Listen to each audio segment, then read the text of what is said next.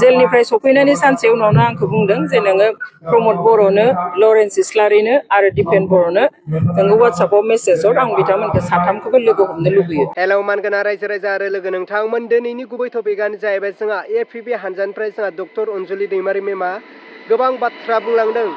जोंनि NDBनि गायसनगिरि डिआर नाब्ला रन्जन दैमारी सारखौ लानानै गोबां बाथ्रा बुंलांदों। लोगोसे गबिन्द बसुमतारी सारनि हेंथायै मानव गेदेर प्रमद बर' सारनि हेंथायै दिपेन बर' सारनि बागै गोबां बाथ्रा बुंलांदों रायजोफोर।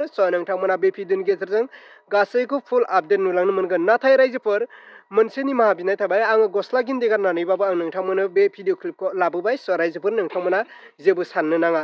दा गुबै बाथ्राया जोंहा डक्टर अनजलि दैमारी मेम थामहिनबा जोंहा APB हानजानिफ्राय बा APB पलिटिक्स हानजानिफ्राय गोबां बिबुंथि लाखिलांदों। नोंथांमोना फारसेनिफ्राय नायलांदो आरो लोगोसे खोनासंलांदो जे UPPनि सायाव मा बाथ्रा बुंदों, दिपेन बर'नि सायाव मा बाथ्रा बुंखो।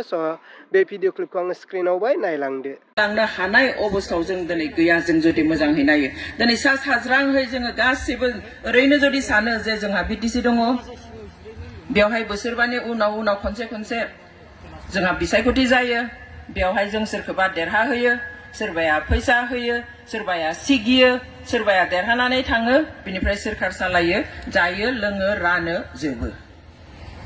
बेखिनिखौनो जुदि जों दिनै साननानै थायोब्ला जोंहा आसलते सिङाव मा जागासिनो दङ, बे थै जिउ होनानै मोननाय बे जि हा दख्लाबसे बे दिनै मा अबस्थायाव दङ बेखौ जोङो दिनै सिंनिफ्राय नायनायनि सम जाबाय। आरो बेखौ नायनानैनो दिनै जों मोनसे बिबान लानो गोनां जादों। दिनै मानसिफ्रा रायलायसोगारो जे BTCनि अबस्थाया मोजां नङा। सोरबाया बुङो BTCखौ फाननानै जाबाय, सोरबाया बुङो बेखौ लानानै बेफार खालामगासिनो, बायदि खोथा। आरो जुदि बेबादि जामारदोंब्ला जों न' सिङाव जिरायनानै सावरायनानै, हाथाय बाजाराव सावरायनानै जों बेखौहाय फोसाबनो हाया एबा जोङो गाबथानो हानाय नङा। बेनिखायनो जों दिनै मोनसे बिबान लानो थाखायसो अल्टारनेटिभ पार्टी अफ बर'लेण्डखौ जोङो जोनोम होदों। दिनै भारतनि संबिधानावबो जाय लुबैयो बेनो दिनै गोदान राजखान्थि हान्जा दानानै रायजो राजाखौ सिबिनो थाखाय मोन्थाय होदों। बेवहाय रावबो बाजानो गोनां गैया। दिनै जों नुबाय, एसे आगोलाव खबरफोरखौ मिन्थिबाय जे जोंनिफ्राय मानसि रोगानो हरनाय गारिफ्रा खालि फैफिननो गोनां जादों। मानि थाखाय? दिनै सोरबाया जोंनि गावनिनो सोरबा हान्जाफ्रा दिनै UPPL, ABSU, BPF फोरा दिनै जोंनि APB हान्जानि मिटिंआव फैनायखौ होबथादों। मानि थाखाय? रायजोफोर गिनानै होबथादों।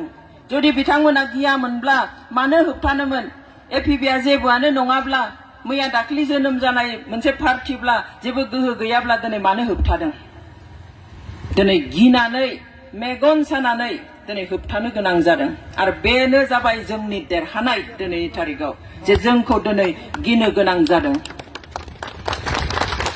जों जेब्ला सैथोआव थायो अब्ला जों रावखौबो गिनांगौ गैया। दिनै बेयाव फैया मा जानो, सोर बहा भट होगोन बेखौथ' रावबो होबथानो हायाना। हागोन नामा? हाया। बेनिखाय सोरखौबा होबथाथों जेबो नङा। बे जोंनि थाखाय मोनसे सिक्रिटि, मोनसे रिकगनेशन दिनै जे दिनै APB हान्जायाबो दिनै सोरनिबा थाखाय खर' सानाय लाबोनो हाबाय।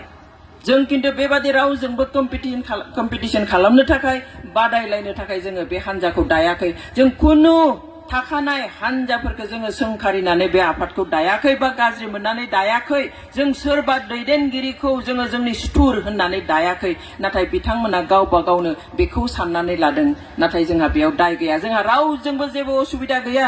UPPL बाबो असुबिदा गैया, जोंहा BPF बाबो असुबिदा गैया। खिन्थु बिथांमोना मानि असुबिदा दङ जों बेखौ मिन्थिस' हाया। जों दिनै बयबो मिन्थिगौ जे बर'फ्रा थांनाय गोलाव समाव 60-70 बोसोर खालि संग्राम आरो संग्राम, आन्दलन खालामबोगासिनो। गुबुन हान्जानि सिङाव, गुबुन संगठननि सिङाव, PTCनिफ्राय लानानै BLT, NDFB सिम खालि संग्राम आरो संग्राम। बे संग्राम खालामनायनि आन्दोआव मा दंमोन? मा जाहोन दंमोन?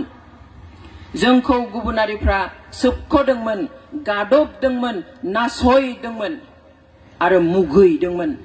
बेनिखाय जोंनि गुबुन गुबुन संगठनफ्रा सानबाय जे जोङो आरो बेबायदि गादब जानानै नासय जानानै मुगै जानानै आरो जोङो बेबायदि थाजाबनो हाबाय थालिया बेनिखाय जोंनो आलादा न'खर नांगौ आलादा हा जेरावहाय जोङो गावनि न' हिसाबै रावजोंबो जेबो इनाय खालामजायालासे मुगै जायालासे गावखौ गाव खुंनानै जोङो सान्थियाव थागोन जौगानो हागोन जोङो मान सन्मानजों थांनानै थानो हागोन बेबादि थांखियै खोलोब खोलोब खोलोब खोलोब आन्दोलन खालामदोंमोन मुङा आलादा आलादामोन बयनाबो किन्तु लुबैनाया बे आलादा न'खरानोमोन पिटिसिनि दिनाव उदयसल मुं होनानै आलादा रायजो बिदोंमोन पिटिसिनि दिनावहाय मिसिं बड'लेण्ड होननानै आलादा रायजो बिदोंमोन UTNLF नि दिनावहाय ट्राइबेल लेण्ड होननानै बिदोंमोन बेनि उनाव जेब्ला BPSC भलन्टियार फर्स ABSU BLT बिथांमोना बड'लेण्ड होननानै बिदों आरो NDFB आ बिबाय बर'लेण्ड होननानै नाथाय थांखिया बयनियाबो एखेमोन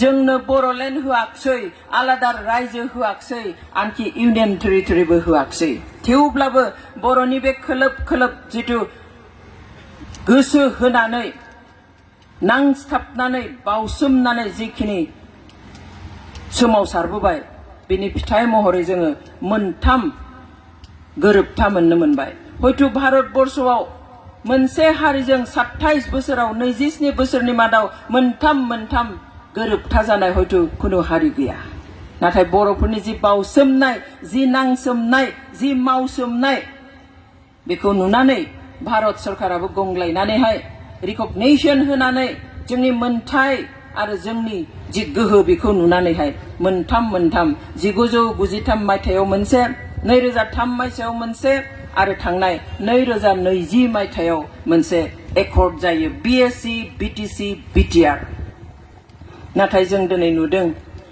जोंनि बे जि सासन बेबस्था जोंनो होनाय बुंदों जे आदाया लोगो हमनो होननानै लिरहरनाय बिथांमोना ओरैनो फैयो आलादा खोथा दिनै आदाया गाव आंखौ बुंदों जे जेलनिफ्राय सफैनायनि सानसे उनावनो आंखौ बुंदों जे नोङो प्रमद बर'नो लरेन्स इस्लारिनो आरो दिपेन बर'नो नोङो WhatsAppआव मेसेज हर आं बिथांमोनखौ साथामखौबो लोगो हमनो लुबैयो आं लोगो हरबाय हरनायनि उनावहाय प्रमद बर' बिथाङा लिरहरबाय जे बेखौहाय लरेन्स इस्लारिया कन्टेक्ट खालामगोन नोंजों लरेन्स इस्लारिया लिरबाय आङो बेखौ गाबोन चिफजों रायलायगोन ओमफ्राय दिपेन बर'आथ' जेबो रिप्लाइ होआसै बेनिफ्राय थाबाय 20 दिन थांबाय प्रमद बर'आ बिदिनो दायित्व होदों होनना ओमफ्राय बिजों रायलायगोन होनबाय गावजों बिदि नारलायलायनानै 20 दिनसिम ना फैया होननानैबो बुङासै लोगोबो हमासै अन्तत फैनो हाया माबा खारन आरो जोङो प्रमद बर'खौ जोङो बुङा जे बिथाङा प्रट'कल थानो हागौ माबा मोनसे खिन्थु दिनै आबसुआथ' जातीय संगठन गावआ गासैनिबो थाखाय होननानै बुङो बिदिब्लाथ' दिनै